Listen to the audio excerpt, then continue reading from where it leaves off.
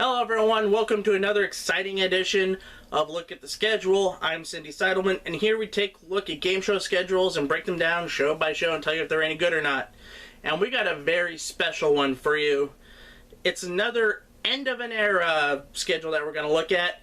It is the last ever USA game show block, and this is scheduled from September of 1995. Now, as you know, our last USA Game Show Block video, there were 10 shows in October of 1989. By the end, because of a downturn in game shows and the USA Network changing up things, only 4 game shows were left on the schedule. So, let's not waste any time, let's get right to it, and let's hear from the maestro of the schedule. It's Woody Page! You gotta look at the schedule, Plasky. Before we get to the schedule, a quick shout out to Aaron Sika, a fan of the site and a fan of the videos here, for helping us decipher the schedules for the last game show block. So with that being said, thank you Aaron, and let's get started. At 2 o'clock, it's the $100,000 Pyramid with Dick Clark. If you remember back to our October 1989 USA Game Show Block schedule, the $25,000 Pyramid was starting to be reran. Now, it's time for the $100,000 Pyramid's time to shine. It's the best version of the show far and away. The play is at its peak and so is the tension, especially around tournament time. There are so many good things to say about the idea of having this version on as one of the most recognizable formats of all time. You had star power in Dick Clark, and whenever Betty White or Vicki Lawrence played, you had the aura of wanting to yell at your TV of some of the clues for the winner's circle, not to mention the big money that was being played for. If you wanted drama, the tournaments were peak in regards to that. If your network has shows like Silk Stockings, Renegade, among others, any drama that leads to big moments would be exciting and great for the network, and the $100,000 Pyramid especially had that. It's the power of the Pyramid and Dick Clark that rules the day here for the schedule. Let's move on. At 2:30, it's Quicksilver with Ron Maestri. Hey, it's the show that I just talked about on 26 Weeks or Less last month. And you know what? It's still here. Honestly, I'm not shocked that Quicksilver is still here. For starters, it's beneficial for USA, since it's an original production of theirs, especially financially. Since they don't have to pay money to run the show, it's much better to do than to lease the show and pay more in the long run. Also, despite what I said in the review, the idea of the show is quite interesting to watch, and you get solid play along with the game itself for the entirety of the show. With those sentiments in mind, that's why the show is still here. I would even imagine the show getting more episodes in late 1995 if the block was still going to be going on. At the end of the day, a show has to be decent and turn a good profit to stay on the schedule if it's an original program. And Quicksilver honestly fit that bill. Let's continue.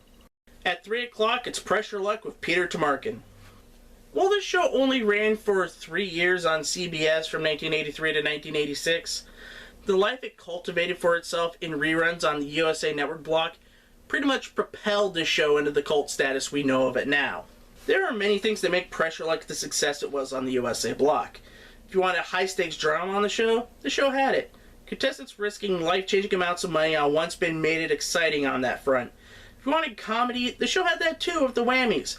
The cartoon villain aspect of all made it enjoyable for kids, because they just love seeing the little demon in all sorts of situations. Most of them getting blown up, embarrassed, or singing and dancing to everyone's enjoyment.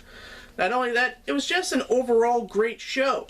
Peter, the contestants who were energetic and happy to be there, made for an amazing experience, and everybody was there for it.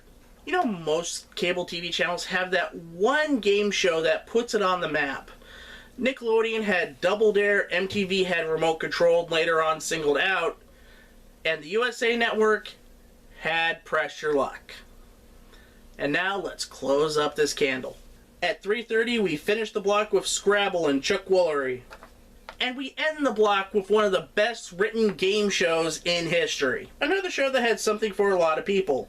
Word puzzles are always great for play along at home, so trying to figure out the words before the contestants at home were always a hoot.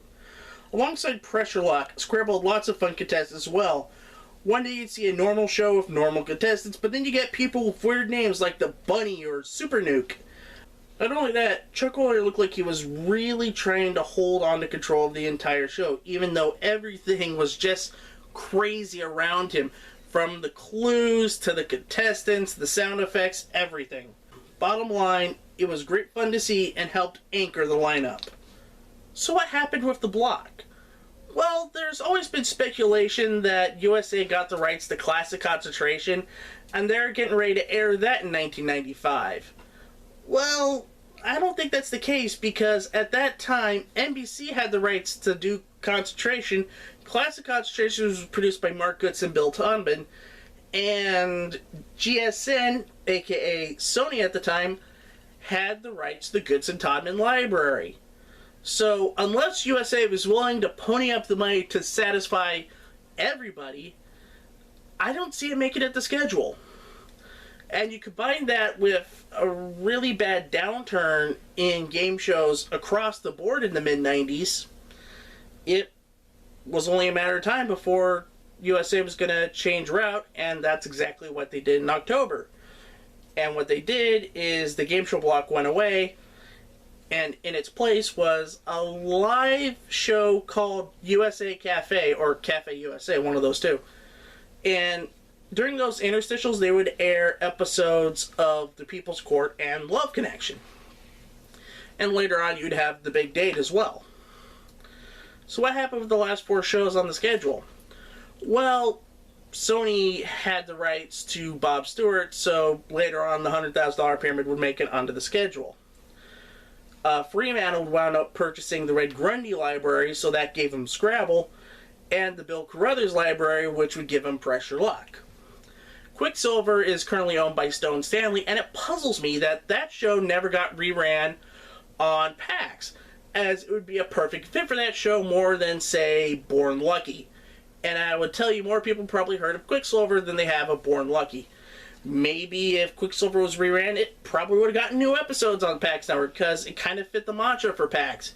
It would have been cheap, you could create hundreds of episodes of it, and nobody would tell the difference between repeats. And honestly, I think it would have been a perfect fit for the network. But, c'est la vie. But that's going to do it for this edition of Look at the Schedule. I thank you for watching. And if you liked what you seen, thumbs up the video, leave a comment, subscribe to the channel, and if you want the next videos a day early, become a Patreon backer at patreon.com/GameShowGumbo. I'm Cindy Settlement. Until next time, bye-bye!